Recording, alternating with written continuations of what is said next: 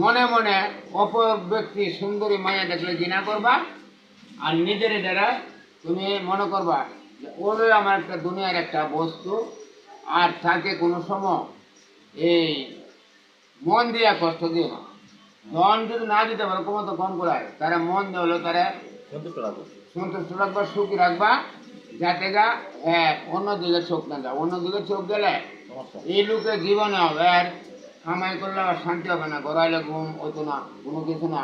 মা বাবার দিত কথা ভালো জীবনে মা বাবার কথা যারা রাখবা, এরা পরকাল আখেরাত সব একভাবে চলে যাবে, আরামে চলে যাবে, জিন্দিগিটা সফল হবে। বুঝছো? বউরে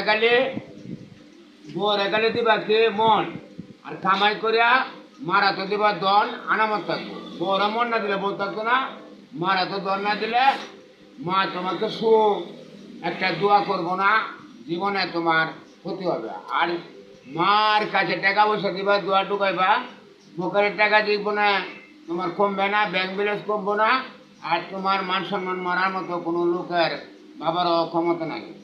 আর তোমাদেরকে টেকাইবো এরকম নেতাও নাই।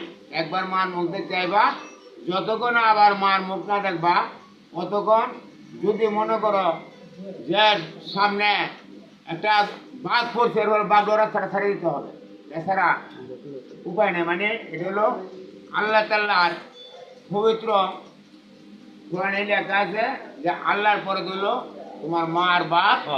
মা বাপকে ঠেকাইবা না, নিজেও জীবনে ঠেকবা না।